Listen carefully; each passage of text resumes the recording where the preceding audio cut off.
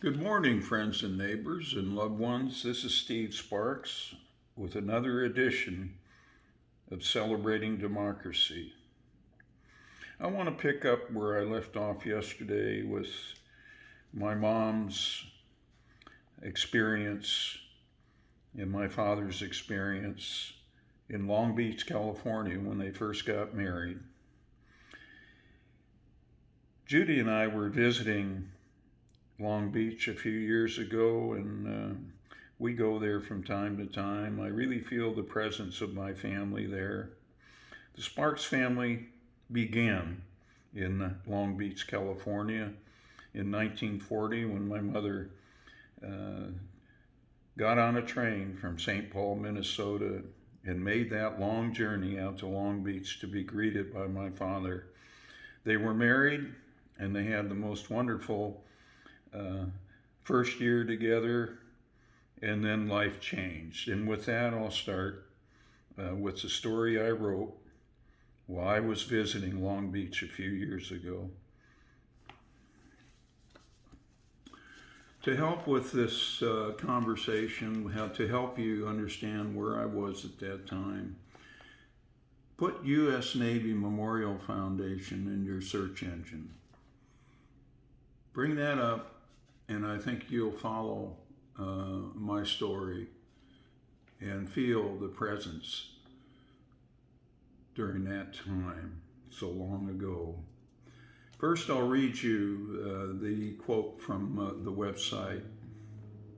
I quote, "The lone sailor statue represents all people who ever served, are serving now, or who are yet to serve in the Navy.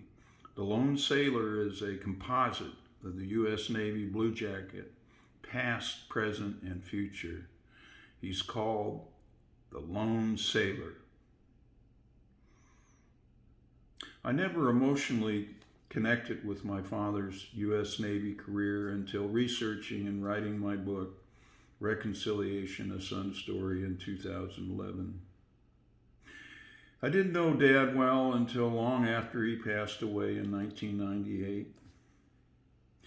I didn't know my mother either, who passed away at age 97 in Reno, Nevada. Growing up as a military child during the 1950s and early 1960s was hell. Carrying around the emotional baggage of a toxic childhood was worse than hell for decades, until learning more about the lives of my parents during the years leading up to World War II and afterwards. I know them both now, far better than those years now lost in time and burdened with anger toward the pain of child abuse and emotional neglect. I am no longer angry. I am no longer angry. So I stood by the lone sailor statue in Long Beach for a long time. I was deeply moved. I thought about my dad and what he was like when joining in the U.S. Navy in 1936. Dad spent his early years as a young sailor in Long Beach, California. No doubt in this very place, looking out at sea, dreaming about the future and what would come. His first ship duty was aboard the battleship USS Tennessee following boot camp in 1936. I know Dad had hope and was excited about life. Dad was also outgoing, an extrovert, just like me. He and Mother were married in Long Beach in 1940 and experienced some of the happiest times of their lives until he departed on the USS West Virginia on a secret mission at that time during the summer of 1941.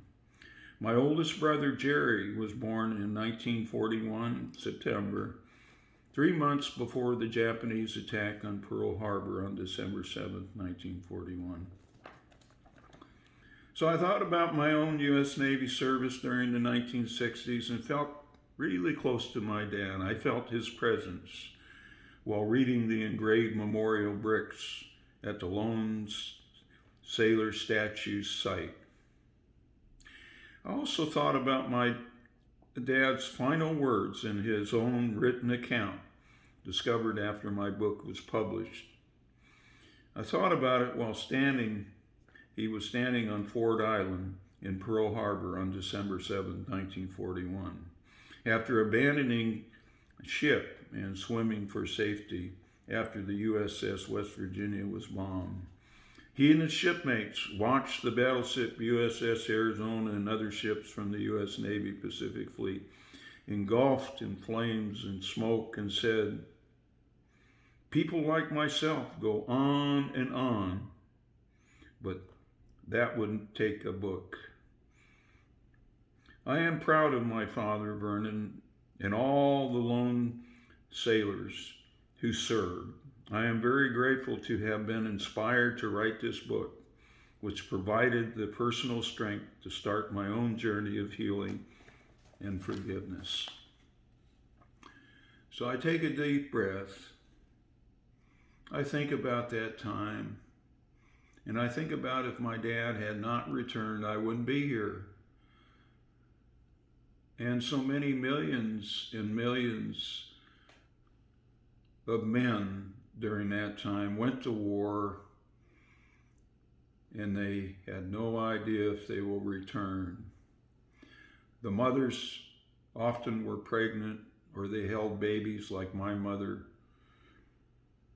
and they were in Long Beach, some of them for the duration of the war, but for my mother, she moved several times until she got to San Francisco, and that's where my father returned in June of 1945. He returned, he survived. My family is here because of that. I'm grateful for my father's service. I'm grateful for all the men and women who served at that time, and all the boomers that are here that have taken that torch forward and have become part of the greatest generation of men and women. Thank you for this time. It's very healing. I'm going to pick it up again tomorrow, hopefully, and tell another story of my family, the Sparks family. Have a great day. See you next time.